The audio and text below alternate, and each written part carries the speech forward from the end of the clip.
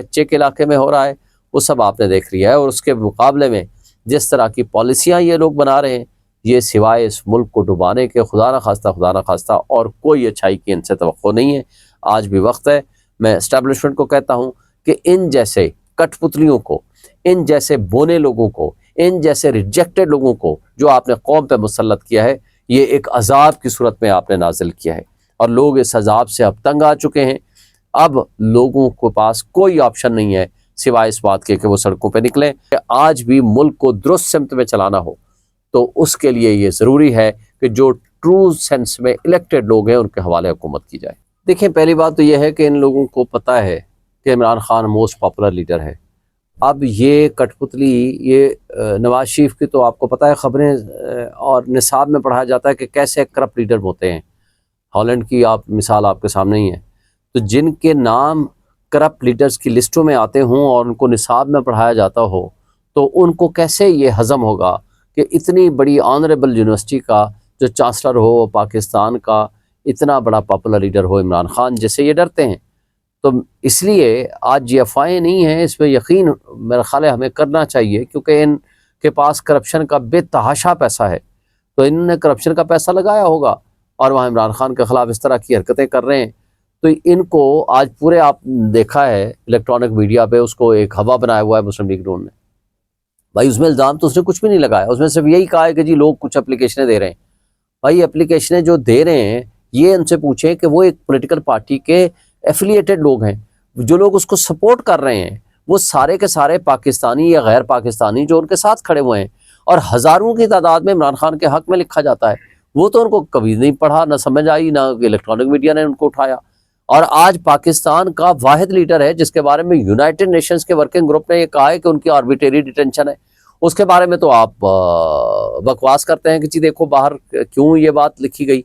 तो यहाँ daily mail अगर कोई पाकिस्तानी के बारे में कोई बात ऐसी लिख रहा है और तुम उसके लिए जा करके इस तरह की हरकतें करते हैं तो इन लोगों का कोई दीन ईमान नहीं है। ये लोग ट्रू लीडर और ऑनेस्ट लीडरशिप के ख़िलाफ़ हैं, क्योंकि ये एक करप्ट माफिया है। ये पॉलिटिशियन नहीं है, ये माफिया है। और फिर ये वरासती सियासत करते हैं। क्या पूरे पंजाब में एक भी PMLN का वर्कर नहीं था जिसको वो चीफ मिनिस्टर बनाते? क्या एक भी इस काबिल नहीं था जिसको सगे भाई के अलावा नवाज शरीफ जो है वो वहाँ प्राइम मिनिस्टर बनाता? तो यहाँ से आप देख लें ये मरूसियत है। इन्होंने एक पब्लिक लिमिटेड कंपनी बनाई हुई है, ये सियासत नहीं है। ये सियासत के नाम पे एक दाग और धब्बा है और ये मनी लॉन्ड्रर है। इन्होंने पैसा कमाना है, वो बाहर ले जाना है। इस हवाले से इस्लामाबाद के जो तीनों हल्कों में मुल्तवी इंतखाबात 2 दफा नहीं हो सके, इस हवाले से क्या कहेंगे? हुकूमत क्यों भागना चाह रही है? देखिए, उनको पता है, आपके सामने है, हम तीनों MNA यहाँ जीत के बैठे हुए हैं, तीनों सीटें ये हारे हुए हैं। इन कठपुतलियों को मुसल्लत किया गया है, अभी दोबारा ये हार जाएंगे बुरी तरह।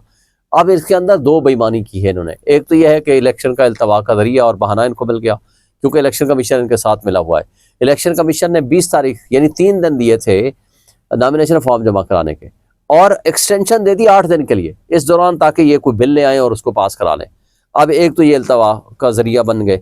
दूसरा, इनके अंदर बेईमानी ये है कि ये लोटाक्रेसी के जरिए और करप्शन का रास्ता खोलना चाहते हैं। और उसमें क्या है करप्शन के रास्ते के लिए कि ये डायरेक्ट इलेक्शन ना हो। अब ये 6 या 7 जो भी हैं वो काउंसलर बनाएंगे, फिर उसके बाद मखसूस तरीके से वो मखसूस नशिस्तें बनाई जाएंगी उनके ज़रिए, फिर उनके ज़रिए फिर जाकर चेयरमैन बनाया जाएगा ताकि अपनी वो मैनिपुलेशन कर सकें और उसमें बेईमानी या पैसा चला सकें या लोगों को पुलिस के ज़रिए इस्तेमाल कर सकें। तो ये लिहाजा इनकी ये बदनीयती है इस कानून को।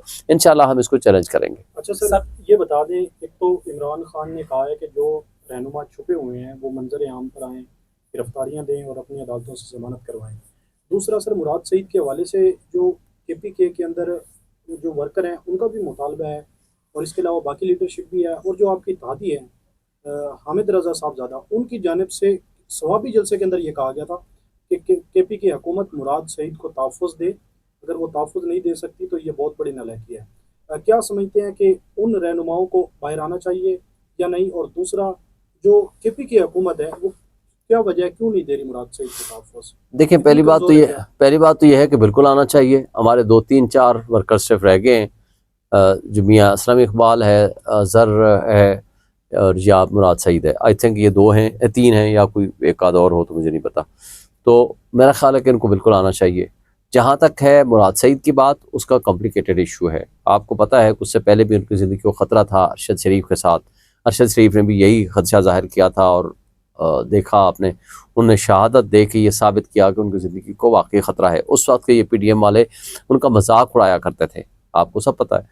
लेकिन मेरा ख्याल है मुराद सईद को सामने ना आने की जो वजह है, वो जो बज़ाहिर यही लगती है कि पुलिस उनको चलो दे देगी या तहफ़्फ़ुज़ भी मिल जाएगा, लेकिन जो कुछ ऐसी नादीदा क़ुव्वतें हैं जो उनकी ज़ात उनकी पर्सन के ख़िलाफ़ हैं, तो शायद उनकी ज़िंदगी को सीरियस ख़तरा है, जिसकी वजह से वो सामने नहीं आ रहे। लेकिन मेरा ख्याल है कि अब ये टाइम है, उनको आना चाहिए और ये इमरान खान साहब का फ़ैसला है।